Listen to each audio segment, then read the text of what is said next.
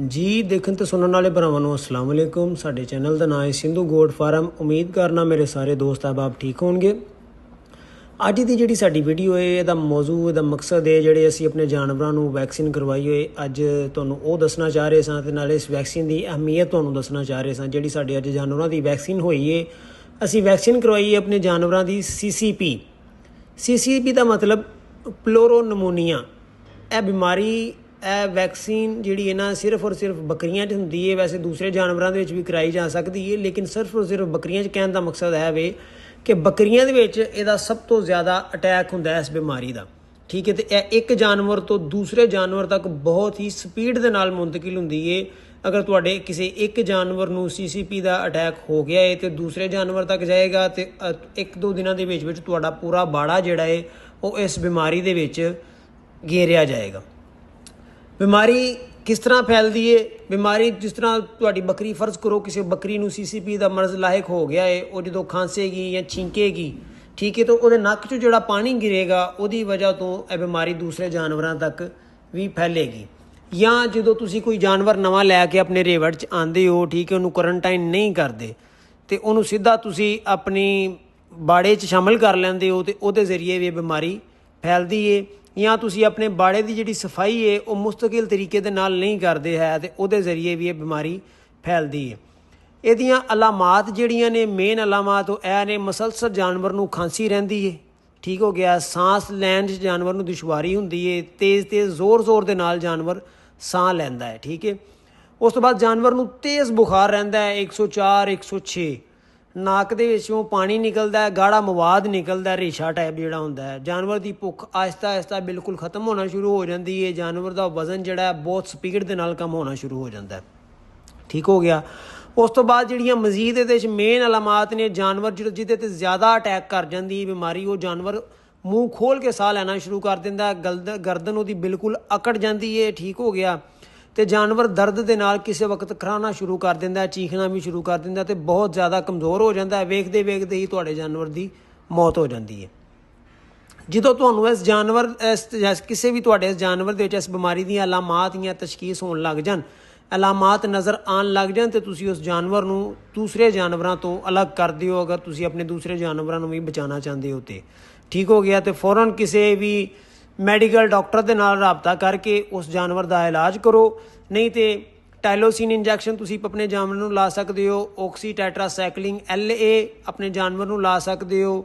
ਜਾਂ ਉਸ ਤੋਂ ਇਲਾਵਾ ਤੁਸੀਂ ਆਪਣੇ ਜਾਨਵਰ ਨੂੰ ਇਮੋਕਸਲੀਨ ਲਾ ਸਕਦੇ ਹੋ, ਵਿਟਾਮਿਨ B ਕੰਪਲੈਕਸ ਲਗਾ ਸਕਦੇ ਹੋ, ਵਿਟਾਮਿਨ C ਲਗਾ ਸਕਦੇ ਹੋ ਤੇ ਇਲੈਕਟ੍ਰੋਲਾਈਟਸ ਵੀ ਤੁਸੀਂ ਆਪਣੇ ਜਾਨਵਰ ਨੂੰ ਦੇ ਸਕਦੇ ਹੋ। ਜਦੋਂ ਤੁਹਾਡੇ ਜਾਨਵਰ ਦੀ ਨਾਲ ਇਹ ਪ੍ਰੋਬਲਮ ਹੋ ਰਹੀਆਂ ਨੇ, ਇਹਨਾਂ ਦੇ ਵਿੱਚ ਤੁਸੀਂ ਦੇਸੀ ਇਲਾਜ ਜਿਹੜਾ ਜਾਨਵਰ ਨੂੰ ਕੀ ਦੇ ਸਕਦੇ ਹੋ। ਦੇਸੀ ਇਲਾਜ ਦਾ ਮਤਲਬ ਇਹ ਨਹੀਂ ਹੁੰਦਾ ਕਿ ਤੁਸੀਂ ਰੱਖੋ ਹੀ ਸਿਰਫ ਜਾਨਵਰ ਨੂੰ ਦੇਸੀ ਇਲਾਜ ਤੇ। ਦੇਸੀ ਇਲਾਜ ਦਾ ਸਿਰਫ ਔਰ ਸਿਰਫ ਮਤਲਬ ਇਹ ਹੁੰਦਾ ਹੈ ਕਿ ਉਹਨੇ ਨਾਲ ਆਪਣਾ ਥੋੜ੍ਹਾ ਅਸਰ ਦਿਖਾਉਣਾ ਹੁੰਦਾ ਹੈ। ਬਿਲਕੁਲ ਦੇਸੀ ਇਲਾਜ 'ਤੇ ਨਾ ਚਲੇ ਜਾਇਆ ਕਰੋ ਕਿ ਜੀ ਦੇਸੀ ਇਲਾਜ ਹੀ ਕਰਨਾ, ਇਸ ਤੋਂ ਇਲਾਵਾ ਕੋਈ ਇਲਾਜ ਹੀ ਨਹੀਂ ਕਰਨਾ। ਆਪਣੇ ਜਾਨਵਰ ਦਾ ਹਲਕਾ ਨਾਲ ਦੇਸੀ ਇਲਾਜ ਕਰਾਉਣ ਦਾ ਮਤਲਬ ਹੈ ਕਿ ਬਸ ਥੋੜ੍ਹਾ ਜਿਹਾ ਨਾਲ ਜਾਨਵਰ ਨੂੰ ਆਸਰਾ ਰਹੇ। ਉਹਦੇ ਤੁਸੀਂ ਆਪਣੇ ਜਾਨਵਰ ਨੂੰ 20 ਗ੍ਰਾਮ ਅਦਰਕ ਲੈ ਲਓ, 4 ਤੋਂ 5 ਜਿਹੜੇ ਨੇ ਟੁਕੜੇ ਲਸਣ ਦੇ ਲੈ ਲਓ, 2 ਚਮਚ ਸ਼ਹਿਦ ਲੈ ਲਓ, 2 ਚਮਚ ਕਲਵੰਜੀ ਦੇ ਲੈ ਲਓ। ਇਹਨਾਂ ਸਾਰੀਆਂ ਚੀਜ਼ਾਂ ਨੂੰ ਤੁਸੀਂ ਨੀਮ ਗਰਮ ਪਾਣੀ ਦੇ ਵਿੱਚ ਮਿਲਾ ਕੇ, ਠੀਕ, ਇਹਨੂੰ ਪੀਸ ਕੇ ਨੀਮ ਗਰਮ ਪਾਣੀ 'ਚ ਮਿਲਾ ਕੇ ਦਿਹਾੜੀ ਦੇ ਵਿੱਚ, ਦਿਨ ਦੇ ਵਿੱਚ 2 ਤੋਂ 3 ਦਫਾ ਤੁਸੀਂ ਆਪਣੇ ਜਾਨਵਰ ਨੂੰ ਦਿਓ ਤੇ ਇਹਦੇ ਨਾਲ ਤੁਹਾਡੇ ਜਾਨਵਰ ਦੇ ਉੱਪਰ ਅੱਛੇ ਅਸਰਾਤ ਪੈਣਗੇ। ਨਾ ਕਿ ਅਗਰ ਤੁਸੀਂ ਦਵਾਈ ਨਾ ਦਿਓ ਤੇ ਸਿਰਫ ਇਹ ਦਿਓਗੇ ਤੇ ਇਹਦੇ ਨਾਲ ਤੁਹਾਡੇ ਜਾਨਵਰ ਨੇ ਬਚਣਾ ਕੋਈ ਨਹੀਂ। ਇਹ ਸਿਰਫ ਸਮਝ ਲਵੋ ਕਿ ਇੱਕ ਨੁਸਖਾ ਹੈ ਜਿਹਦੇ ਵਿੱਚ ਤੁਹਾਡੇ ਜਾਨਵਰ ਦੀ ਕੂਵਤ ਮੁਦਾਫੀਅਤ ਵਧੇਗੀ ਇਸ ਬਿਮਾਰੀ ਨੂੰ ਲੜਨ ਦੇ ਨਾਲ, ਠੀਕ ਹੋ ਗਿਆ।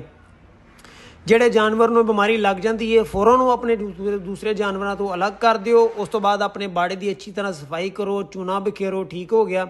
ਆਪਣੇ ਜਾਨਵਰਾਂ ਨੂੰ ਉਸ ਜਾਨਵਰ ਦੇ ਕਰੀਬ ਨਾ ਜਾਣ ਦਿਓ, ਠੀਕ ਹੋ ਗਿਆ। ਉਸ ਤੋਂ ਬਾਅਦ ਇਸ ਮਰਜ਼ ਦੇ ਵਿੱਚ ਜਿਹੜੇ ਜਾਨਵਰਾਂ ਦੀ ਸ਼ਰ੍ਹਾ ਮੌਤ ਹੁੰਦੀ ਹੈ, ਜਿਹਨੂੰ ਕਿਹਾ ਜਾਂਦਾ ਹੈ ਕਿ ਜੀ ਇਸ ਮਰਜ਼ ਵਿੱਚ ਜਿਹੜਾ ਜਾਨਵਰ ਪੈ ਜਾਂਦਾ ਹੈ ਉਹਦੇ ਮਰਨ ਦੀ ਜਿਹੜੀ ਸ਼ਰ੍ਹਾ ਹੁੰਦੀ ਹੈ ਉਹ 60 ਤੋਂ 80% ਹੁੰਦੀ ਹੈ ਅਗਰ ਤੁਸੀਂ ਬਰ ਵਕਤ ਇਲਾਜ ਨਹੀਂ ਕਰਦੇ ਤੇ, ਜਾਂ ਇਹਦੇ ਨਾਲੋਂ ਵੀ ਜ਼ਿਆਦਾ ਹੋ ਸਕਦੀ ਹੈ, ਠੀਕ ਹੈ। ਤੇ ਇਹ ਸਾਰਾ ਕੁਝ ਤੁਹਾਨੂੰ ਦੱਸਣ ਦਾ ਮਕਸਦ ਸਿਰਫ ਔਰ ਸਿਰਫ ਇਹ ਹੈ ਕਿ ਕੁਝ ਲੋਕ ਕਹਿੰਦੇ ਨੇ ਕਿ ਜੀ ਵੈਕਸੀਨ ਕੀ ਹੁੰਦੀ ਹੈ, ਵੈਕਸੀਨ ਦਾ ਕੀ ਫਾਇਦਾ, ਵੈਕਸੀਨ ਆਪਣੇ ਜਾਨਵਰਾਂ ਦੀ ਬਹੁਤ ਜ਼ਰੂਰੀ ਹੁੰਦੀ ਹੈ। ਕੁਝ ਦੋਸਤ ਜਦੋਂ ਤੁਹਾਡੇ ਫਾਰਮ ਤੇ ਵਿਜ਼ਿਟ ਕਰਨ ਆਉਂਦੇ ਨੇ, ਕਿਸੇ ਹੋਰ ਫਾਰਮ ਤੋਂ ਆਉਂਦੇ ਨੇ, ਤਾਂ ਉਹਨਾਂ ਦੇ ਪੈਰਾਂ ਦੇ ਨਾਲ ਕਈ ਜਰਾਸੀਮ ਆਉਂਦੇ ਨੇ, ਠੀਕ ਹੋ ਗਿਆ। ਕਈ ਪਰਿੰਦੇ ਜਿਹੜੇ ਹੁੰਦੇ ਨੇ ਕਿਸੇ ਜਗ੍ਹਾ ਤੋਂ ਖਾਣਾ ਚੁਗਦੇ ਨੇ, ਕਦੀ ਕਿਸੇ ਜਗ੍ਹਾ ਤੋਂ ਖਾਣਾ ਚੁਗਦੇ ਨੇ, ਠੀਕ ਹੈ। ਫਿਰ ਜਦੋਂ ਤੁਹਾਡੇ ਫਾਰਮ 'ਤੇ ਆਉਂਦੇ ਨੇ ਆ ਕੇ ਉਹਨਾਂ ਨੇ ਬਿੱਠਾਂ ਵੀ ਕਰਨੀਆਂ ਹੁੰਦੀਆਂ ਨੇ, ਉਹਦੇ ਨਾਲ ਵੀ ਕਈ ਬਿਮਾਰੀਆਂ ਆਉਂਦੀਆਂ ਨੇ, ਠੀਕ ਹੈ। ਕੁਝ ਦੋਸਤ ਜਿਹੜੇ ਨੇ ਸਾਨੂੰ ਕਾਲ ਕਰਦੇ ਨੇ ਜੀ ਅਸੀਂ ਤੁਹਾਡੇ ਮਤਲਬ ਕਿ ਜਾਨਵਰਾਂ 'ਚ ਆਪਣੀ ਬੱਕਰੀ ਛੱਡਣਾ ਚਾਹੁੰਦੇ ਹਾਂ ਕ੍ਰਾਸ ਹੋਣ ਵਾਸਤੇ। ਅਸੀਂ ਕਦੀ ਵੀ ਕਿਸੇ ਦਾ ਜਾਨਵਰ ਨਹੀਂ ਵਿਛੜਿਆ, ਕਿਉਂਕਿ ਹਰ ਜਾਨਵਰ ਜਿਹੜਾ ਉਹ ਕਹਿੰਦੇ ਤੇ ਬਾਜ਼ਾਰ ਤੌਰ 'ਤੇ ਇਹੀ ਨੇ ਕਿ ਜੀ ਸਾਡਾ ਜਾਨਵਰ ਬਿਲਕੁਲ ਠੀਕ ਹੈ, ਤੰਦਰੁਸਤ। ਉਹਨਾਂ ਦਾ ਜਾਨਵਰ ਹੁੰਦਾ ਵੀ ਠੀਕ ਤੰਦਰੁਸਤ ਹੈ, ਲੇਕਿਨ ਦੂਸਰੀ ਜਗ੍ਹਾ ਤੋਂ ਜਦੋਂ ਜਾਨਵਰ ਆਉਂਦਾ ਹੈ ਤੇ ਨਾਲ ਆਪਣੇ ਕਈ ਨਾ ਕਈ ਬਿਮਾਰੀਆਂ ਲੈ ਕੇ ਆਉਂਦਾ ਹੈ। ਇਸ ਤੋਂ ਵੈਕਸੀਨੇਸ਼ਨ ਆਪਣੇ ਜਾਨਵਰਾਂ ਦੀ ਬਹੁਤ ਜ਼ਰੂਰੀ ਹੈ। ਜਦੋਂ ਤੁਸੀਂ ਆਪਣੇ ਜਾਨਵਰਾਂ ਦੀ ਵੈਕਸੀਨੇਸ਼ਨ ਨਹੀਂ ਨਾ ਕਰਦੇ ਹੈ ਤੇ ਜਦੋਂ ਜਾਨਵਰ ਬਿਮਾਰ ਹੋ ਜਾਂਦਾ ਹੈ ਤੇ ਉਹ ਫਿਰ ਤੁਹਾਡੀ ਵੈਕਸੀਨੇਸ਼ਨ ਨਾਲੋਂ ਕਈ ਜ਼ਿਆਦਾ ਪੈਸੇ ਜਾਨਵਰ ਦੇ ਉੱਪਰ ਲੱਗ ਜਾਂਦੇ ਨੇ, ਠੀਕ ਹੈ। ਤੇ ਬਿਹਤਰ ਇਹੀ ਹੁੰਦਾ ਹੈ ਕਿ ਟਾਈਮ ਸਿਰ ਤੁਸੀਂ ਆਪਣੇ ਜਾਨਵਰ ਦੀ ਵੈਕਸੀਨ ਕਰੋ। ਮੇਨ ਕੁਝ ਵੈਕਸੀਨਾਂ ਹੁੰਦੀਆਂ ਨੇ ਜਿਨ੍ਹਾਂ ਨੂੰ ਕਰਾਉਣਾ ਬਹੁਤ ਜ਼ਰੂਰੀ ਹੁੰਦਾ, ਉਹ ਵੈਕਸੀਨਾਂ ਜ਼ਰੂਰ ਕਰਵਾਇਆ ਕਰੋ, ਜਿਹਦੇ ਵਿੱਚ PPR ਹੋ ਗਈ, ਉਸ ਤੋਂ ਬਾਅਦ ETV ਹੋ ਗਈ, ਅੰਤੜੀਆਂ ਦਾ ਜ਼ਹਿਰ। ਮੈਂ ਕਹਿੰਦਾ ਜ਼ਿੰਦਗੀ ਦੇ ਵਿੱਚ ਸਭ ਤੋਂ ਜ਼ਰੂਰੀ ਵੈਕਸੀਨ ਹੈ ਅੰਤੜੀਆਂ ਦਾ ਜ਼ਹਿਰ, ਠੀਕ ਹੈ। ਉਸ ਤੋਂ ਬਾਅਦ CCPP ਹੋ ਗਈ, ਮੂੰਹ ਖੁਰ ਦੀ ਵੈਕਸੀਨ ਜਿਹੜੀ ਹੈ ਇਹ ਕਰਵਾਉਣੀ ਚਾਹੀਦੀ। ਪਹਿਲੇ ਬੱਕਰੀਆਂ 'ਚ ਮੂੰਹ ਖੁਰ ਇੰਨਾ ਨਹੀਂ ਸੀ ਆਉਂਦਾ ਹੈ, ਹੁਣ ਬੱਕਰੀਆਂ 'ਚ ਮੂੰਹ ਖੁਰ ਬਹੁਤ ਜ਼ਿਆਦਾ ਆ ਗਿਆ ਹੈ, ਕਿਉਂਕਿ ਸਾਡੀਆਂ ਖੁਰਾਕਾਂ ਬਿਲਕੁਲ ਅਜੀਬੋ ਗਰੀਬ ਹੋ ਗਈਆਂ ਨੇ।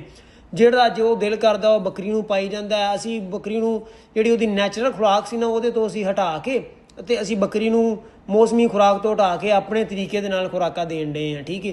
ਅਤੇ ਇਹਦੀ ਵਜ੍ਹਾ ਤੋਂ ਕਈ ਬਿਮਾਰੀਆਂ ਜਿਹੜੀਆਂ ਜਦੋਂ ਬੇਮੌਸਮਾ ਚਾਰਾ ਚਾਹੀਦਾ ਨਾ ਜਾਨਵਰ ਨੂੰ, ਅੱਲਾਹ ਤਾਲਾ ਨੇ ਜਿਹੜੇ ਮੌਸਮ 'ਚ ਜਿਹੜਾ ਵੀ ਚਾਰਾ ਬਣਾਇਆ ਹੈ ਉਹਦੇ ਵਿੱਚ ਕੋਈ ਨਾ ਕੋਈ ਰਾਜ਼ ਰੱਖਿਆ, ਠੀਕ ਹੈ। ਅਤੇ ਅਸੀਂ ਉਸ ਜਦੋਂ ਰਾਜ਼ ਤੋਂ ਚੋਖੇ ਸਿਆਣੇ ਬਣਨ ਦੀ ਕੋਸ਼ਿਸ਼ ਕਰਨੇ ਆ ਨਾ, ਤੇ ਫਿਰ ਅਸੀਂ ਆਪਣੀ ਮਰਜ਼ੀ ਦੇ ਨਾਲ ਦਿੰਦੇ ਹਾਂ ਚਾਰੇ ਆਪਣੀ ਮਰਜ਼ੀ ਦੇ ਜਾਨਵਰਾਂ ਨੂੰ, ਅਤੇ ਇਹਦੀ ਵਜ੍ਹਾ ਤੋਂ ਵੀ ਕਈ ਨਵੀਆਂ ਤੋਂ ਨਵੀਆਂ ਬਿਮਾਰੀਆਂ ਜਾਨਵਰਾਂ ਦੇ ਵਿੱਚ ਆ ਰਹੀਆਂ ਨੇ, ਠੀਕ ਹੈ। ਅਤੇ ਇਹ ਵੀਡੀਓ ਬਣਾਉਣ ਦਾ ਮਕਸਦ ਸੀ ਕਿ ਤਾਂ ਕਿ ਦੋਸਤਾਂ ਨੂੰ ਪਤਾ ਚੱਲ ਜਾਏ ਕਿ ਇਸ ਟਾਈਮ ਬੱਕਰੀਆਂ ਦੀ ਕਿਹੜੀ ਵੈਕਸੀਨ ਚੱਲ ਰਹੀ ਹੈ, ਉਹ ਵੈਕਸੀਨ ਕਰਵਾਉਣ, ਠੀਕ ਹੈ। ਅਤੇ ਵੈਕਸੀਨ ਤੁਹਾਡੇ ਜਾਨਵਰਾਂ ਦੇ ਵਿੱਚ ਬਹੁਤ ਜ਼ਿਆਦਾ ਜ਼ਰੂਰੀ ਹੈ ਕਿ ਤੁਸੀਂ ਆਪਣੇ ਜਾਨਵਰਾਂ ਦੀ ਬਕਾਇਦਾ ਵੈਕਸੀਨ ਕਰਵਾਉਂਦੇ ਹੋ ਤਾਂ ਤੁਹਾਡੇ ਜਾਨਵਰਾਂ ਦੀ ਸ਼ਰ੍ਹਾ ਅਮਵਾਤ ਜਿਹੜੀ ਹੈ ਬਹੁਤ ਜ਼ਿਆਦਾ ਘੱਟ ਜਾਏਗੀ ਅਤੇ ਤੁਹਾਨੂੰ ਆਟੋਮੈਟਿਕਲੀ ਫਾਇਦਾ ਹੋਏਗਾ। ਅਗਰ ਤੁਹਾਡੇ ਜਾਨਵਰ ਮਰਦੇ ਜਾਣਗੇ ਤਾਂ ਤੁਹਾਨੂੰ ਕੋਈ ਫਾਇਦਾ ਨਹੀਂ ਹੋਏਗਾ। ਉਮੀਦ ਕਰਨਾ ਮੇਰੇ ਦੋਸਤਾਂ ਨੂੰ ਵੀਡੀਓ ਅੱਛੀ ਲੱਗੀ ਹੋਏਗੀ।